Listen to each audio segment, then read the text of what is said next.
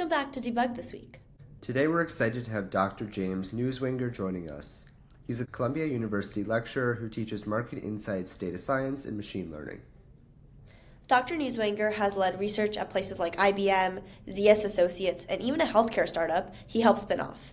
So I'm looking forward to hearing his thoughts on how research has adapted over the years. We'll be talking about how AI is changing market research, what students should know about data-driven careers, and how to turn curiosity into real-world impact. Let's go ahead and get started. Thank you so much for joining us today, Dr. James Newswanger. How are you doing today? I'm doing fine, Suhaani. How are you? Good. I'm really excited to get started to talk to you a little bit about your journey. So could you get started about your work at IBM, some of your experiences, and what was your favorite moment? Sure. So I've had a long journey at IBM. It's not my first pit stop, but it is the longest one. Just as background into IBM, I've spent a long time in school. I have a PhD in applied statistics from the University of Pennsylvania, a program called PREM, Policy Research Evaluation and Measurement, and I was at a research supplier, which is a market research agency, a management consulting firm, and then I joined IBM. I joined IBM originally as the intranet research manager, not a typo, that's intranet, not internet.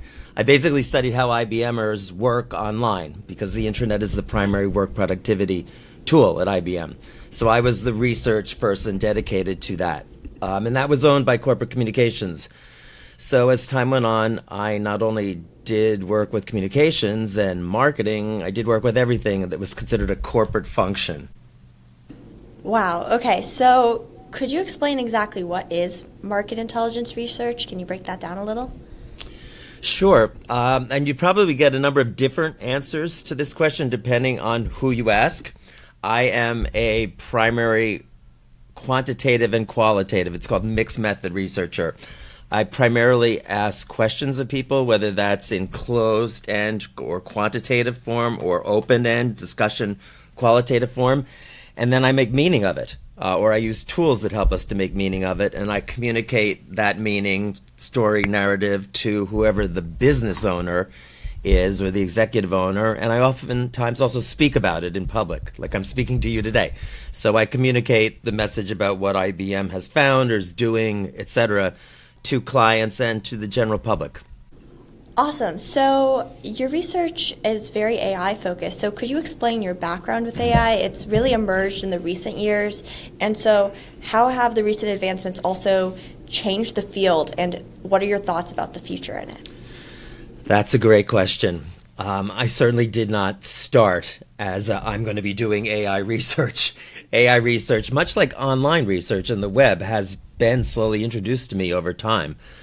So I am at least in the middle, if not the later stages of my career. So when I first started in research, we were as lesser advanced as paper and pencil or just focus group work. I remember when online research itself was introduced, and then the internet was born, and then social media was born, and people's ability to communicate digitally was born.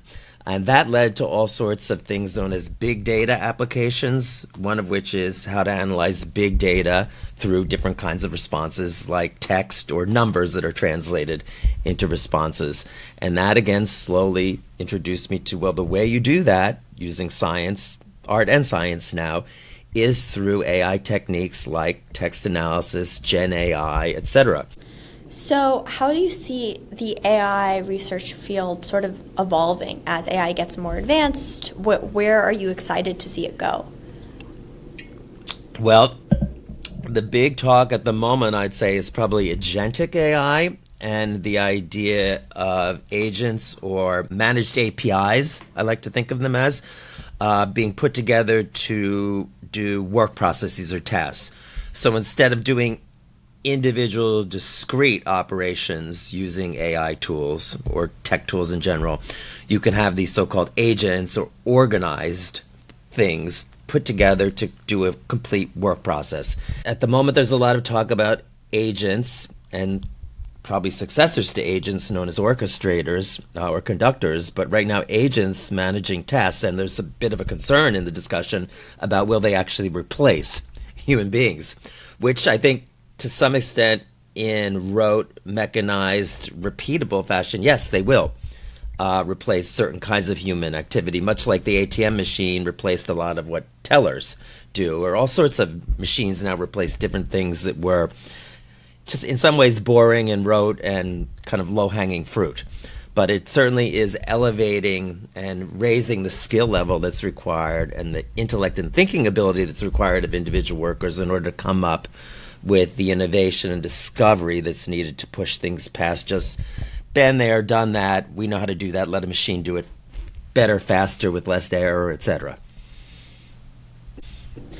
No, definitely. As technology has advanced, I think it's really changing how the work landscape looks, and I agree with what you're saying about the skill level as a base changing over time. Mm-hmm. But could you talk a little bit about your career path after IBM, how you became a lecturer at Columbia? What did that path look like?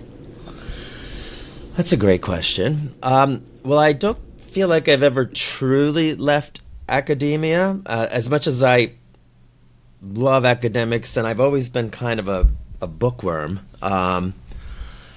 But in all of my jobs, because they're research focused, I've also had an orientation towards professional development for myself and for others. At some of my previous jobs, I've actually managed the associate development program, as well as commentated on what our professional development in the MI, or market intelligence specialty, should be. So I've never really left the idea of academics for myself and others. I had slowly become aware of different programs in applied analytics, and to some extent programs in executive education that focus on AI, through a number of courses, one of which was, as a corporate researcher at IBM, I became exposed to a lot of faculty members at universities that were interested in studying IBM as kind of the poster child for organizational behavior. People come with notebook in hand to study how's it done at IBM, and that's considered the exemplar for how the modern international corporation works these days. Many clients buy that information from IBM and replicate it at their sites.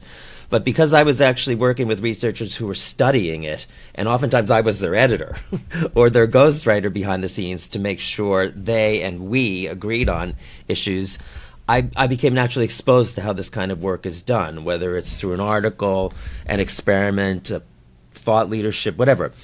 And I think an element was, hey, I like this and I can do this, came into play there. And I was looking and have been looking for different opportunities and taken up various invitations, opportunities to speak at or lecture at different places. And when an opportunity was extended to me to actually be a TA in the graduate master's program at Columbia in applied analytics, I accepted. And I have since been involved, promoted, got more into it as an instructor. I've also, in the summer, taught data science and machine learning as an instructor in the pre-college program for high school students who are anticipating enrolling in colleges and getting a flavor for both the content of a course as well as the experience of being in a university environment. So all those came into play, both teaching pedagogy aspects and also the research publication. I want to write about these things and explore articles, case studies, experiments, all of that on my own or with colleagues. So you mentioned how you also teach some classes over the summer about data science. So could you talk about how data science is important and how it can be applied to day-to-day lives? Because often when we think about machine learning, AI, and data science, it's very nebulous. So how can it apply to everybody's lives, really? Another great question. I could answer that from all sorts of ways. For example, I've introduced my mother to how to use AI, which is fundamentally, at the root of it, a lot of data science, or how to make meaning out of massive unstructured qualitative data in a kind of let's fit the best line, more complicated way and do it fast and produce more than just what we'd get in a regular search engine, but in actually an intelligent assistant. So, I want to plan my day, I want to plan a trip, whatever all these things have evolved through my own use and others people's use of AI, but also to the how can we do the practice of market research through data science. And because I've realized that data science is actually fundamental to that and understanding data science before we actually get to the market research component, because a lot of data science in and of itself is statistics and probability. To some extent also calculus and also the business sense of knowing what to do with that information when it's integrated. When I realized that, I became very interested in, I have to understand data science down to maybe not being an expert at programming in Python and all the things that go with that, but understanding enough about it that I know what's going on behind the scenes, that I can use AI to enable that as an agent or tool for me. Yeah, so most of our listeners are high schoolers, actually, and could you talk a little bit about how you would recommend them to get into applied statistics? Because it's very relevant, like you said, to data science, AI, that's what it's built off of. So how could they get into that field? What should they be looking for? What skills should they be building? Statistics and probability, as its cousin, are not oftentimes a formal class in most mathematics progressions in high schools. But it's important to understand the fundamentals of statistics and probability because, in essence, AI is a statistical prediction. It's not full certainty. Hardly anything in research is full certainty. There's a margin of error and there's a confidence interval associated with everything. So thank you so much for sharing your career path, what you've been working on, and how you've gotten here. It was really valuable, and especially as AI is becoming the place to be, it's really interesting to see how it has gotten to the place it is. So thank you so much for your time today. Thank you. You're welcome. Glad to help. Bye-bye. Bye. Wow, that was a very insightful conversation about fast evolving field of data science and how students can stay relevant. AI is the field to be in right now, and it's incredible that Dr. Newswanger started in it before it was big. It goes to show how statistics is so relevant right now. Definitely. I mean, it's rare to be able to hear from someone how to get into a field, as well as the impact the field is having currently by important things. His insight and experience is rare. Exactly. I'm glad we were able to talk to him, and I definitely will be taking his advice moving forward as a student. Now let's head to our next segment, led by one of our very own team members, Jack. Recently, researchers published new work showing a way to improve one of the core technologies behind clean hydrogen production. The study focuses on using better materials for water electrolyzers, the machines used to split water into hydrogen and oxygen using electricity. While hydrogen is considered a clean fuel because using it produces no harmful carbon dioxide emissions, producing it through water electrolysis is expensive and inefficient. A major reason is the oxygen side of the reaction. Generating oxygen requires a lot of energy and slowly damages the components inside the electrolyzer, limiting how long the system can operate before parts need to be replaced. Historically, engineers have tried to solve this by developing better catalysts, materials that help speed up the chemical reaction. The issue is that catalysts usually force a trade-off. Some are very efficient and speed up the reaction, but they also degrade quickly. Others are durable and long-lasting, but don't perform well enough to make the process cost-effective. The trade-off has been a bottleneck for scaling green hydrogen technology. The new research approaches this problem from a materials engineering perspective. Researchers designed a catalyst with a mixed internal structure known as a semi-crystalline material. Part of the material has an ordered atomic structure, which makes it stable and resistant to damage, while the other part is more disordered, which creates highly active sites where the chemical reaction can occur more easily. By carefully tuning how these regions are combined, the catalyst can operate efficiently while also lasting much longer under real operating conditions. This means the catalyst can handle the harsh environment inside the electrolyzer without rapidly breaking down, while still keeping energy losses low. This means that the green hydrogen movement can actually move a step closer to being something that's deployed at scale. Electrolyzers that last longer and waste less energy are easier to integrate into real infrastructure, whether that's powering industrial plants, stabilizing electric grids that rely on wind and solar, or producing clean fuels where batteries aren't practical. More broadly, this kind of result shows how clean progress often depends on solving a specific engineering problem. Hydrogen has been understood for decades, but has been held back by cost, reliability, and materials limitations. In the long run, improvements like this could help reshape how energy is produced and stored. If hydrogen becomes cheaper and more reliable to make, it opens the door to cleaner supply chains, lower industrial emissions, and energy systems that aren't tied to fossil fuels.